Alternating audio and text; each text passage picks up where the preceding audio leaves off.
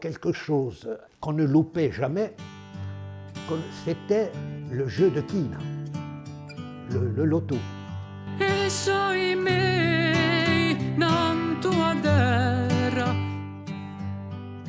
Et on jouait tous les jours au loto sur la place devant l'église. C'était tout de suite après la sieste, ça commençait vers 1h30, 2h maximum. Et ça durait à peu près jusqu'à 4-5 heures. Tout le monde s'asseyait par terre, on distribuait les cartons, c'était 10 centimes, et on jouait à quina. Et puis il y avait du monde, hein. Là il y avait du monde, et pour ce loto. Tout le village participait, tous les villageois étaient là. Moi je me souviens, on ne mangeait même pas pour aller jouer au loto. Moi je me souviens, je me faisais gronder, allez, avec mes parents. Et puis on venait m'appeler, « Oh Gilbert, tu viens jouer au loto ?» Bon, les enfants, bien sûr, nous étions présents, c'est nous qui ramassions le prix des cartons, on faisait le tour pour ramasser. On était une dizaine et on ramassait les sous quand on jouait au loto, tu vois. Et au passage, on grappillait quelques petits centimes d'euros pour aller, après la quina, aller chez Giacometti. On achetait les galettes, le tube de lait Nestlé. Les fameux malabars ou les caramels.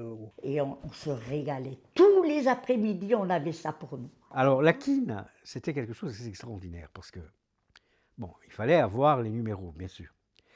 Mais le problème, c'est que la quina était tirée par des joueurs. Je ne vais pas citer de nom, mais disons certains, peut-être même certaines.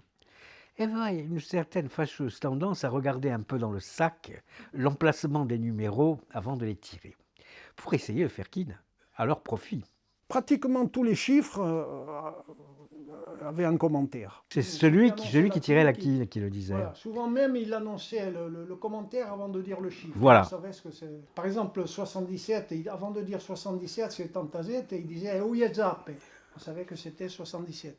Par exemple, le 11, Esquinque di Maggio, les tibias près des Maggio.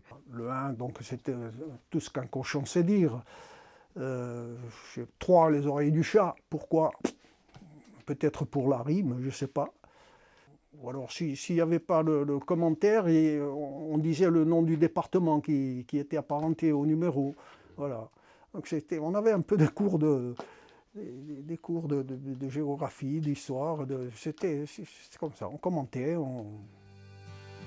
Non sanno mica a grande storia, ma gioia sanno tramandà, hanno in fondo di a memoria tutti le redi di là,